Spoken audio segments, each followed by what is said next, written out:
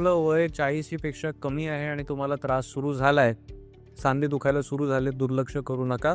रुमॅटॉलॉजिस्टची गरज असू शकते. दुसरी गोष्ट म्हणजे मॉर्निंग स्टिफनेस. सकाळी उठल्या उठल्या जर सांधे दुखतायत, काम केल्यावर दुखतायत हे मी समजू शकतो, पण सकाळी उठल्या उठल्या जर सांधे दुखतायत, उठल्या उठल्या कंबर दुखते, उठल्या उठल्या पाय दुखतायत, रुमॅटॉलॉजिस्टची गरज असू शकते. तिसरी गोष्ट, सांधा नुसता दुखत नाहीये, तर तो सुजला आहे किंवा लाल झालेला आहे. सुजलेला सांधा किंवा लाल झालेला सांधा डेफिनेटली एकदा रुमॅटॉलॉजिस्टला दाखवण्याची गरज आहे.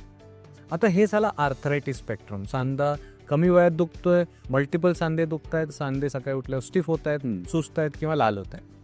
परंतु नेक्स्ट एक स्पेक्ट्रम आहे, तो म्हणजे ताप.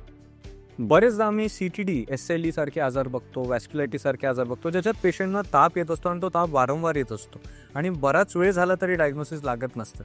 जर कोणाला बराच वेळ म्हणजे काही आठवडे, काही महिने ताप राहिलाय आणि डायग्नोसिस होत नाहीये किंवा डायग्नोसिस झालाय, मे बी कोणी सांगितलंय TB आहे, पण औषधं घेऊनही फरक पडत नसेल, तर त्यांनी लॉंग स्टँडिंग फीवर्स एकदा रुमॅटॉलॉजिस्टला बघण्याची गरज आहे.